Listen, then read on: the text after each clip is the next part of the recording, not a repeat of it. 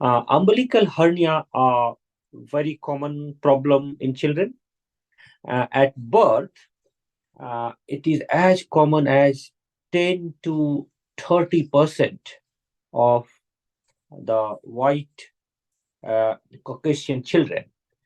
But if you look at the Afro-Caribbean population, for some unknown reason, it is much more common, and it is seen in roughly 25 to 80% of those children.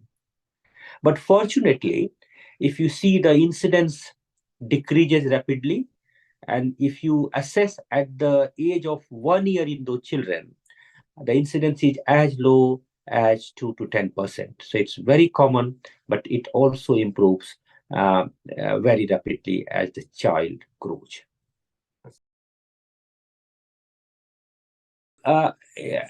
After birth, the umbilical cord, which is the connection between the baby and the mother, gets disintegrated. So once the disintegration completes, there is still a defect there in the belly button. Normally, that defect closes with the development of the muscles and the fascia underneath. But if there is a failure or delay in this process, the umbilical hernia will develop. For some unknown reason, I said it is very common in Afro-Caribbean population. We don't know why, but this is a fact. And other associated risk factor, if we see, those are like prematurity, low birth weight, then the baby with certain syndromes, certain other problems like Down syndrome, Beckwith-Wiedemann syndrome, Ehlers-Danlos syndrome, the syndromic babies, then also we do see higher incidence of the hernia. It is also seen common if the baby is suffering from hypothyroidism or chronic constipations. There are so many causes, but definitely these are the associated risk factors.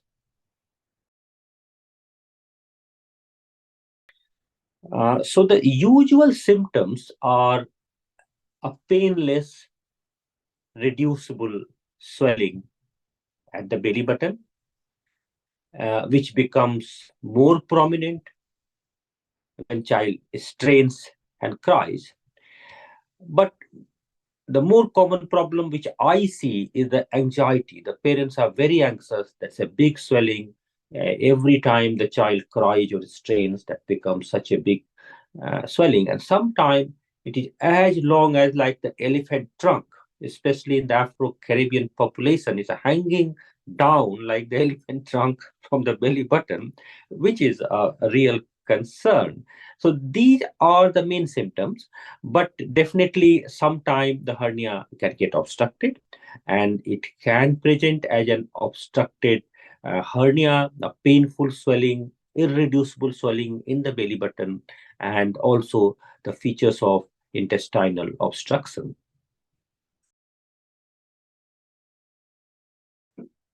So fortunately, most of the hernia resolve themselves. As the muscle grows, the defect will close itself, but it needs to be kept under observation, um, preferably by the surgeon if possible. So if it doesn't close by 4 years of the age, then definitely it needs operation. If there is very small hernia, then probably I might wait 1 more year. But usually after 4, if it hasn't closed, it needs to be closed, needs to be operated, and the operation is done under general anesthesia as a day case surgery. That means the children comes in the morning and we operate, and the child goes home same day. But definitely initial approach will be the observation, conservative treatment.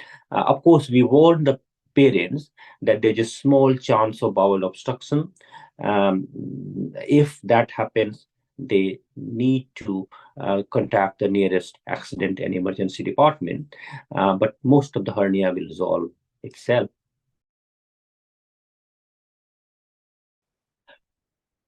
I think yes. Uh, Even though most of the hernia are asymptomatic, it is a nuisance for the family. Every time the child cries, the hernia become big, and I have seen the parents are quite concerned. So most important thing is to reassure the patient that if the hernia is a big hernia, the chances of bowel obstruction and all are less. But the smaller hernia causes more suffering because in a small defect, the bowel can come, fat from the belly button can come.